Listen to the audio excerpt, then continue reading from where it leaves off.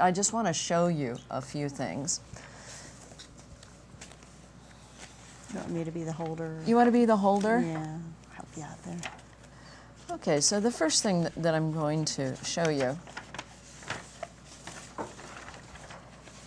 as usual, I am like brilliantly organized.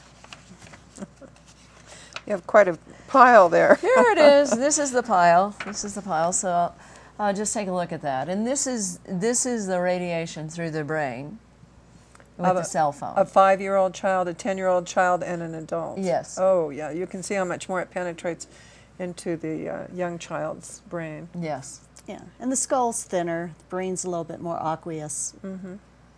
And it has an impact on all those developing cells in the brain. Every time I see a young child with a cell phone, I just shudder. You know, I really do. What are parents thinking of giving those little children cell phones? Well, in Europe, where, you know, it was all more prevalent, widespread use, they're finding out that there's been a 5-fold increase in brain tumors. Well, as a matter of fact, I read those statistics, 21% increase in brain tumors in the last few years, and a huge increase in brain cancer. We've had a number of cases here in Aspen. As a matter of fact, a young friend of mine who's in his early 40s now with 2 different types of brain cancer, a large tumor and another type that's inoperable. And he's been so conscientious about his health. But, you know, we all use cell phones. We all use Wi-Fi. It's possibly a contributing factor. Okay, this is another, I just want to show you these. The top 2. This is another scan of a brain. And this is the brain without having been exposed to a cell phone. And as you can see, it's quite a different picture than when it is exposed to the cell phone for 15 minutes. So you'll notice how the area heats up. Oh, this is a thermal.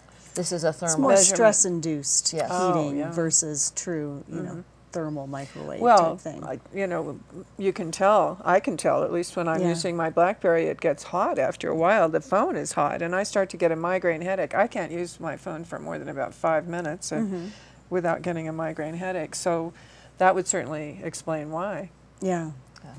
I just wanted to cover the bottom pictures because we'll show you those later. Okay. Okay? Side there. I'm going to go back to that. Okay, this is rather interesting. So this is a magnetic resonance angiogram, and this is where they actually are looking at the blood flow through the brain.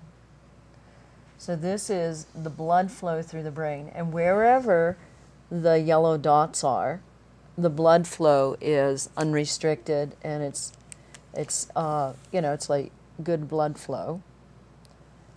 And these are different views through the brain. You can see what that looks like.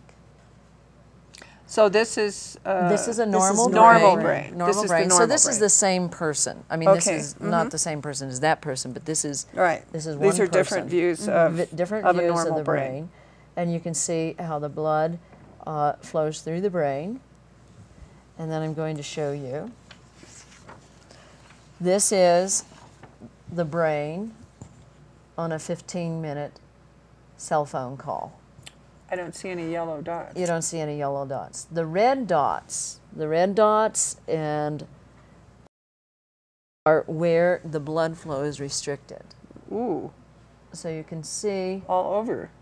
You can Look see at this one, that the blood flow is just completely restricted. Completely restricted.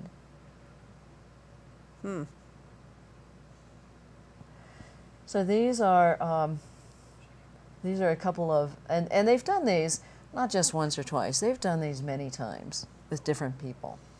And who are they? Who are doing these studies? A lot of different. Is that long enough? Can we put that down? Okay.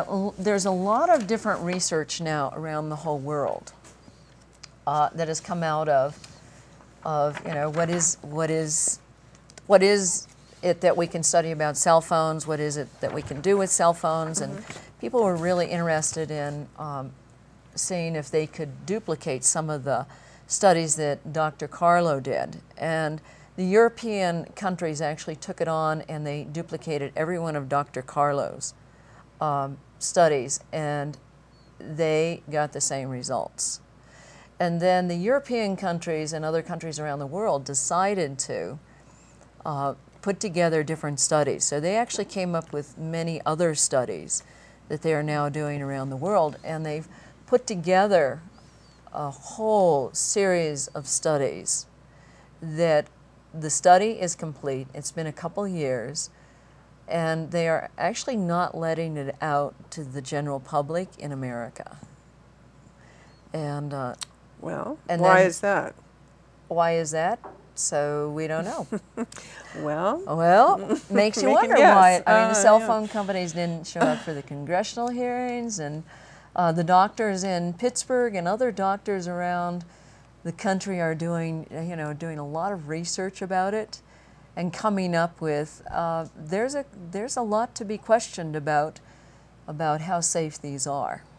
I have a question about the research that Dr. Carlo did, because I watched the clips that he has on YouTube, and I watched him in tears saying, we have to do something about this. You've got to help. You've got to get this information out. If he was doing the research for the cell phone companies, what happened to that research? Well, the research is there. The cell phone companies chose not to do anything with it. I see. And if you look at, when you get a cell phone, you get a whole packet of information. And if you read through the information in the little print and you put on your, really good glasses and you start reading through it, you will find in that packet of information certain things that they say about the use of the cell phone. Disclaimers.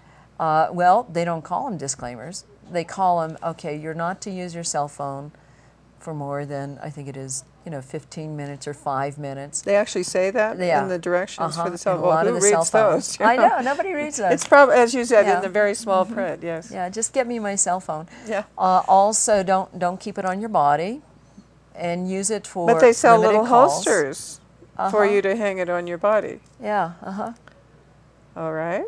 Put something else in the holster. Chewing gum, candy bars, I don't care.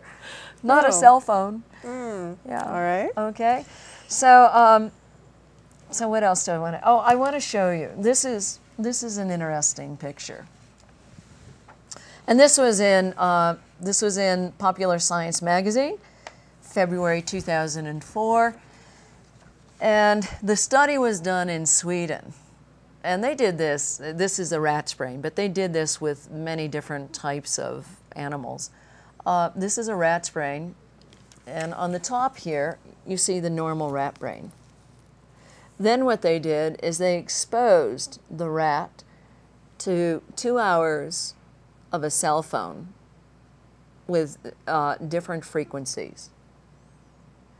And then they did nothing else with the rat for a month.